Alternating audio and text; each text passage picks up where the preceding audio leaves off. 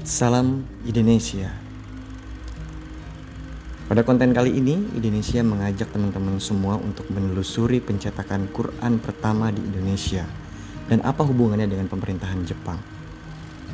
Belakangan diketahui Jepang mempunyai peran penting dalam pencetakan Quran pertama di Nusantara. Namun, sebelum kita membahas lebih jauh terkait hal tersebut, ada baiknya kita harus mengenali terlebih dahulu apa itu Al-Quran. Al-Quran atau yang kerap disebut Quran adalah sebuah kitab suci utama dalam agama Islam.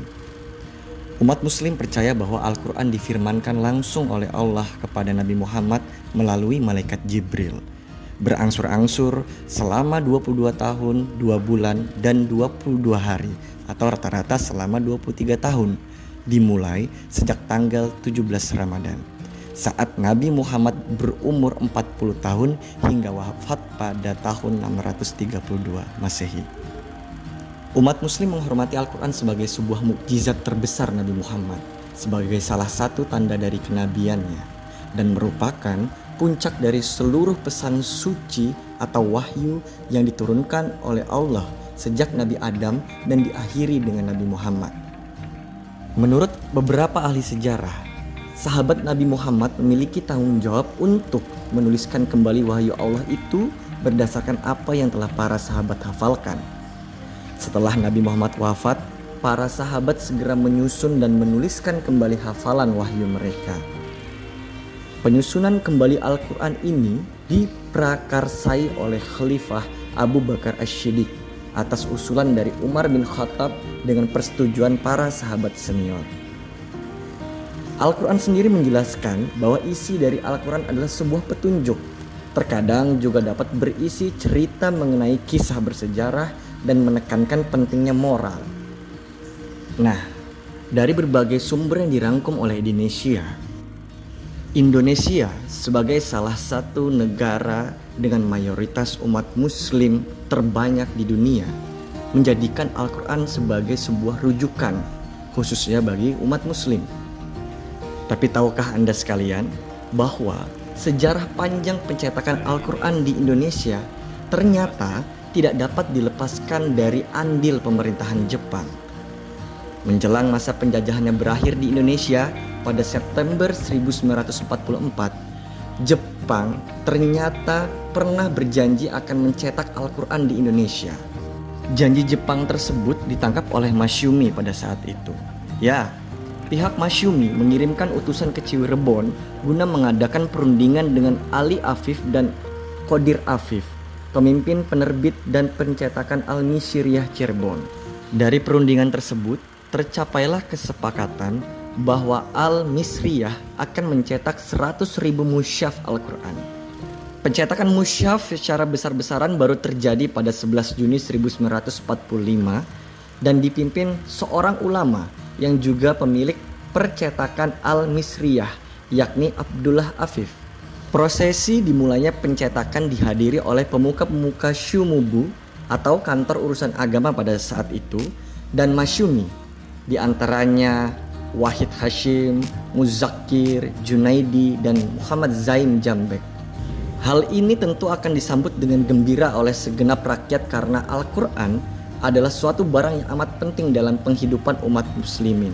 Begitulah tertulis dalam Sinar Baru pada tanggal 12 Juni 1945. Keterlibatan Jepang dalam pencetakan Al-Quran kembali terjadi 15 tahun kemudian seusai diadakannya perundingan pampasan perang pada pertengahan tahun 1951. Pada saat itu Amerika Serikat memprakarsai konferensi perdamaian San Francisco untuk merundingkan perjanjian damai dan pampasan antara sekutu dengan Jepang. Konferensi Nihon Koku Tono Heiwa Jayaku ini menawarkan kepada Jepang kesempatan untuk meraih kembali posisinya di kalangan masyarakat internasional. Sebagai bagian dari hasil konferensi, pada 20 Januari 1958, perjanjian pampasan ditandatangani oleh Menteri Luar Negeri Fujiyama dan Menteri Luar Negeri Subandrio. Untuk diketahui, pampasan perang adalah pembayaran yang secara paksa ditarik oleh negeri pemenang perang kepada negeri yang kalah perang sebagai ganti atas kerugian material. Istilah pampasan perang itu mulai digunakan setelah Perang Dunia I di publik internasional.